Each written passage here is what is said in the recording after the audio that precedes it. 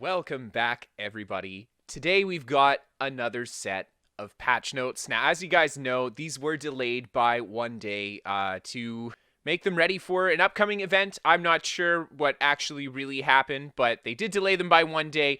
And there is some interesting stuff in the patch notes. Honestly, these are a not half bad set of patch notes, but, you know, coming out of the hole that we're in right now, just kind of for where they've put the game, yeah, we're going to need to see a little bit more, I think, from them. But I think we've got some good steps in the right direction, and we'll talk about them. So let's begin. So the first thing is that the feedback on the adjustments made to Shadow Image have been heard. We're looking for a way to ensure this ability's actual range is always reflected in the tooltip and ability bar, so we can properly increase the teleport range without leading back into situations where you thought you could activate the ability but couldn't. So I'm not really sure what this means, what they're going to do with Shadow Image here, but I know that 22 meters is what they decided to make it in the Dragonhold patch, and that is a very small distance to make this teleport. That it already feels like you get out of the distance easy, especially on PvP or in PvP. So I think that making the teleport longer or just leaving it at the distance it was would be good, to be honest. We'll see what Zenimax does, but this is kind of like general combat stuff. Now, this is a lot of stuff that Zenimax is talking about that we'll see in future patches. So the next big hot item here, in the future patch during the PTS cycle, we will be increasing the total damage of any damage over time abilities that were adjusted in PTS 5.2.0 by approximately 20% to reduce situations where many of the abilities felt difficult to maintain outside of nanosecond perfect rotation. This means that there will be an overall reduction in damage from dot abilities of approximately 33% compared to what is currently on live. Now, this is not in this current PTS patch, which I do want to say, so we have to wait and see to actually see the hard values, but this says we heard you guys about dots.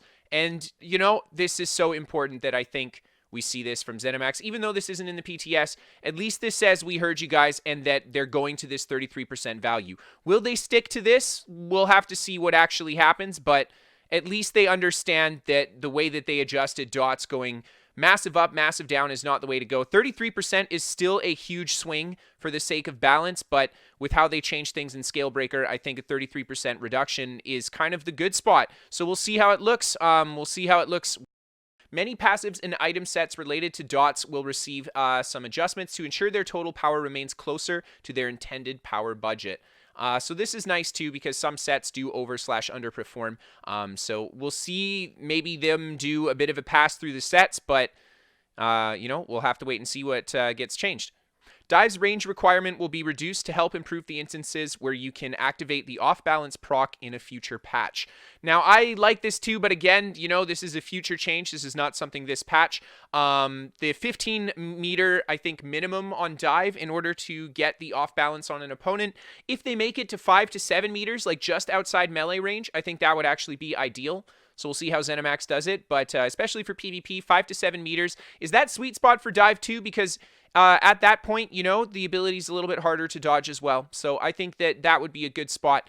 And then the major vulnerability will receive some adjustments in the future to ensure it's still a powerful tool, but cannot be stacked to the point where you want a world of only necromancers. Now, I don't know if major vulnerability is really the culprit here. 25% damage increase seems like a good counter to the 30% damage reduction. If anything, they could make it 20%, because I do know that, you know, damage increase tends to stack a little bit better than damage reduction, especially in PvP.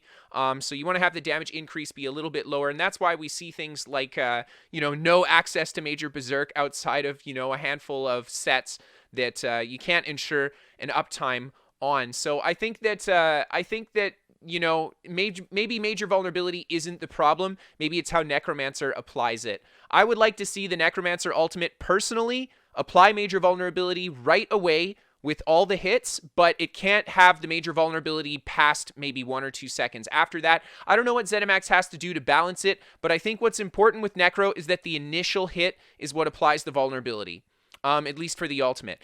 So we'll see how they adjust this, like I said, in the future.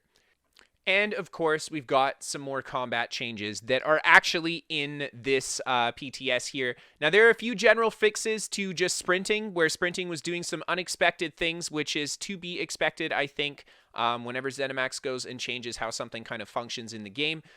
Just unpredicted things happen, so I did think that we'd see some fixes to sprinting here.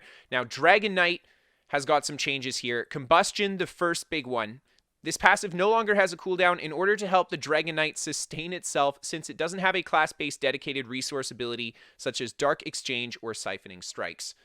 Now, it's actually hard to apply a lot of burning and poison to really take advantage of this combustion passive, but you could make a build that really does it, and it'll be interesting to see how this plays out for Dragon Knight, because I think there's a cooldown on how often you can apply the burning status. So I think that they took this cooldown away so you could use both the burning and the poison as, you know, kind of independent of each other, but also, you know, take full advantage of when you apply the burning status instead of having two separate cooldowns that might not interact well with each other, causing you to get less resource in the long run than before. So this will be interesting to see how this plays out for Dragon Knight. If you can somehow find a way to apply a ton of burning and poison status with your build, this could be really nuts. So, you know, new set options for the DK. DK is kind of an interesting cookie anyway, because they get Battle Roar, which gives them an interesting kind of unique way to get resource back. So this is adding to that, just further emphasizing kind of that aggressive DK playstyle. So I like this approach. We'll have to see how it works out balance-wise to see how good or bad it is. Now, moving on to Fiery Breath. Engulfing Flames, this ability's bonus flame damage modifier now uses both your spell damage and your max mag rather than only spell damage to allow for more builds to engage with the Morph. You know, initially they had said this was only spell damage for the damage modifier, and I had said, okay, that's cool for specific kinds of builds, but I guess they're just opening it back up. Not really a huge deal, I think, because, well, actually, well, kind of nice. The thing is, there's a lot of other things that stack independently on only max magicka or only spell damage, so maybe having something stack on only spell damage like that would have been cool, but it's not a big issue, I guess.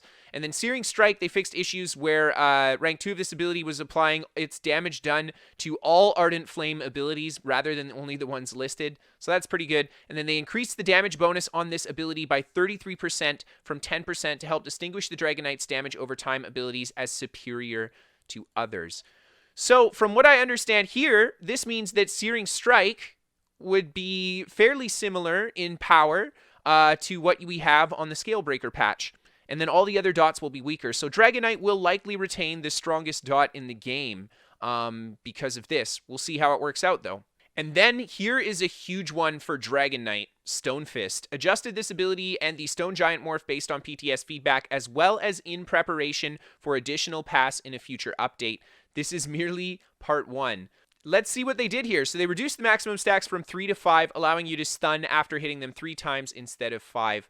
That's a huge deal, and I think this is a really good idea. 5 was too much, but, you know, 5 might have actually worked out, and the big issue that I thought 5 was too much was because I didn't fully understand how the ability worked. And this is where I have to give Zenimax a little bit of props, because the way they broke down Stone Fist here, I wish they would do this with every single ability on the PTS. Not this developer comment where they talk about, like, this is almost completely useless. We don't care about your thought process. We want to see the meat and potatoes of how everything interacts. That's where we see the thought process anyway.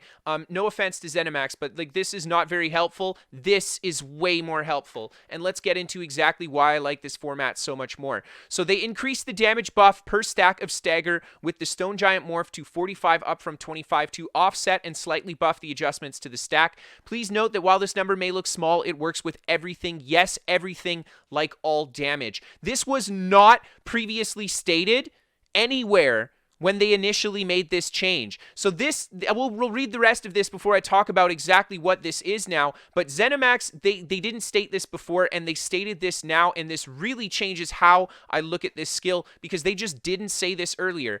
Reduce the duration of the stacks to 5 seconds per application, down from 10 seconds, to help ensure that non-damage focused builds can maintain Stone Giant's powerful group tool of damage taken as efficiently, since it works on, again, literally everything. Please note that each time you attempt to apply stagger to an enemy, the duration of those stacks is refreshed, so you don't have to hit the enemy 3 times within 5 seconds of the initial application. This again was something that was not stated on the tooltips here when they make ability changes. And this time, for this particular ability, this is exactly what I think we want to see from Zenimax.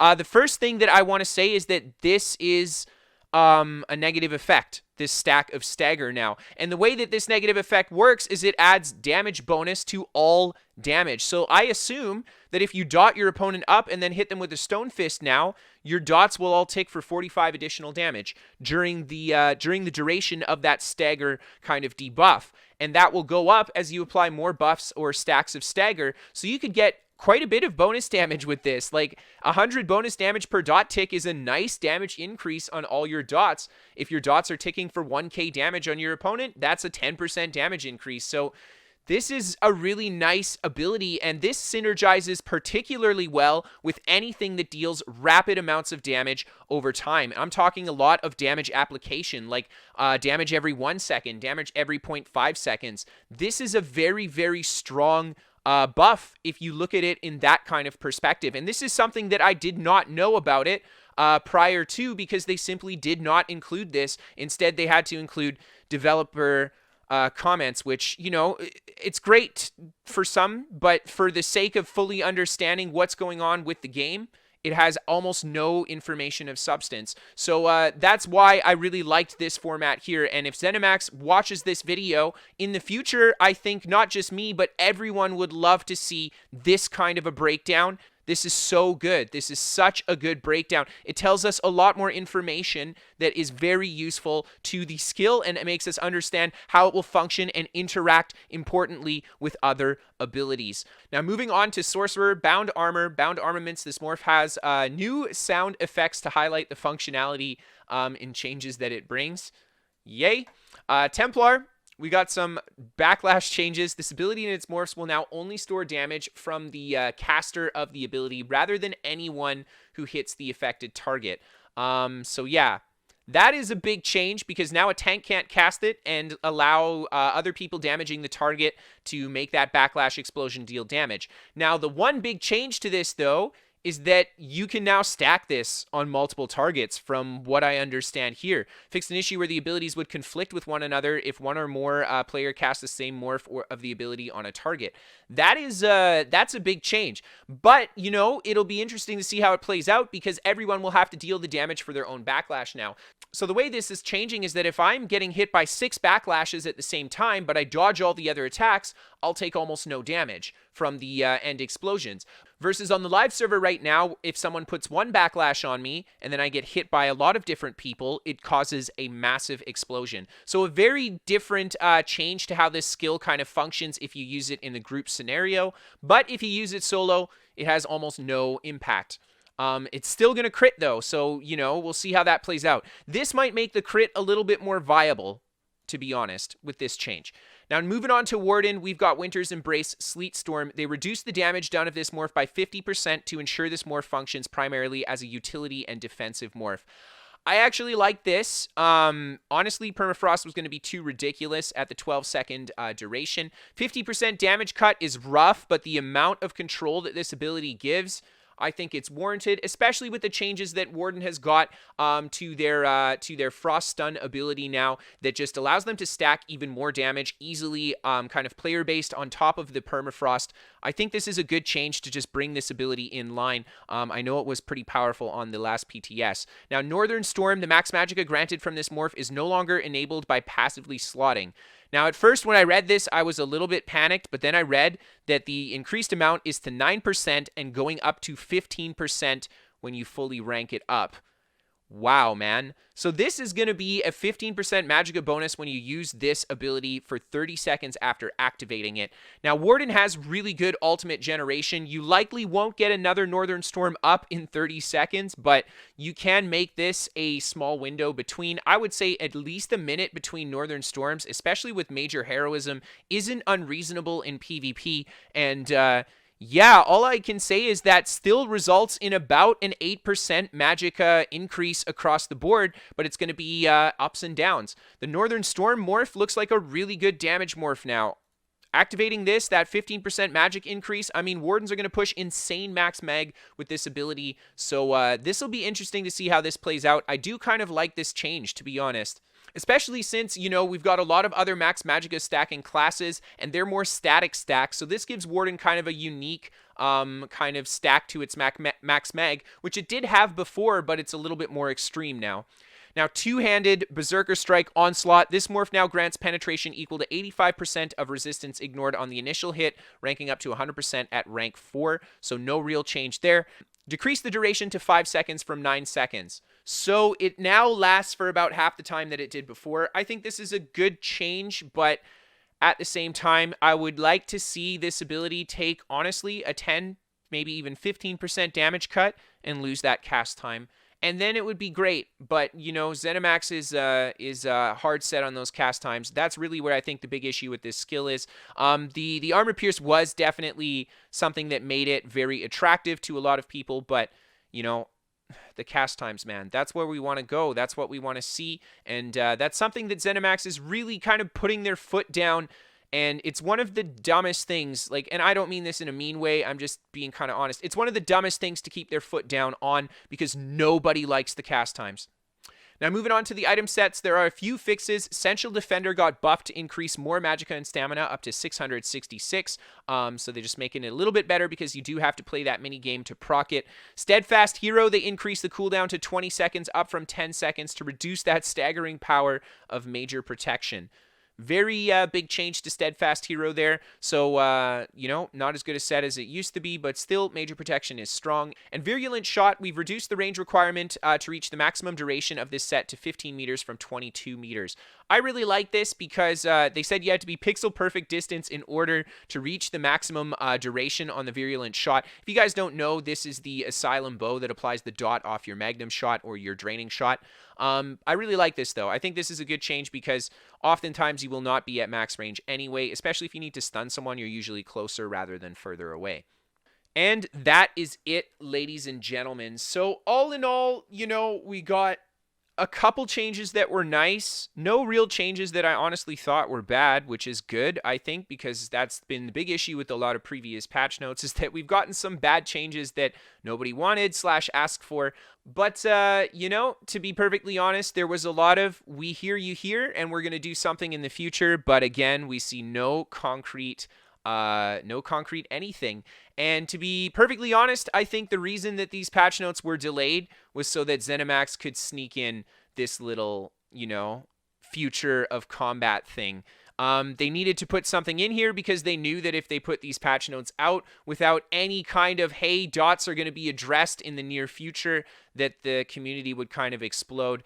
And, you know, I'm not going to say that that's too unwarranted from the community, to be perfectly honest, because this has been a really rough patch cycle these past few months, and this game has really hurt for it. And I think Zenimax is listening to the community now, not because necessarily they want to, but they need to. And, you know, to be honest, I think that's what it had to come to for this company to really understand what they need to do with this game. Because as long as they make money, listening to the community is not really a priority. And, you know, that's just unfortunately the way that it is. And, you know, I know this is kind of a sour note to end on these patch notes again, but, you know, I really want to see them take the right steps here. And, yeah, that's just kind of what this looks like from the outside. I would love to hear you guys' thoughts on these upcoming changes, as well as the changes that we did see in this patch, specifically around Dragon Knight. I think the Dragon Knight changes were actually pretty good, but I would love to hear what you guys think about it. So if you guys enjoyed this video, hit that like button. If you guys are new here, hit that subscribe button. I create regular ESO content, so be sure to stick around for more. If you guys want to catch some live gameplay, you can always check out my Twitch, a link down in the description below. We feature top 5 clips as well as builds on the channel, so if you guys are interested in sending anything to be featured, you can send it to KristoferESO@hotmail.com. We are sponsored by What the Fast. They're a VPN for gamers. They give me better ping to my favorite games, and they're free to try for the first 30 days. No credit card to sign up, so give it a shot. No harm, no foul if it doesn't give you what you're looking for. And last but not least, if you guys really love the show and you want to help support it, you can always become a patron on Patreon. Without you guys, I would not be able to do this job. And, you know, I really mean it when I say thank you guys for helping out. Thank you guys just for tuning in. And I hope to see you again next time. Have a great night, everybody.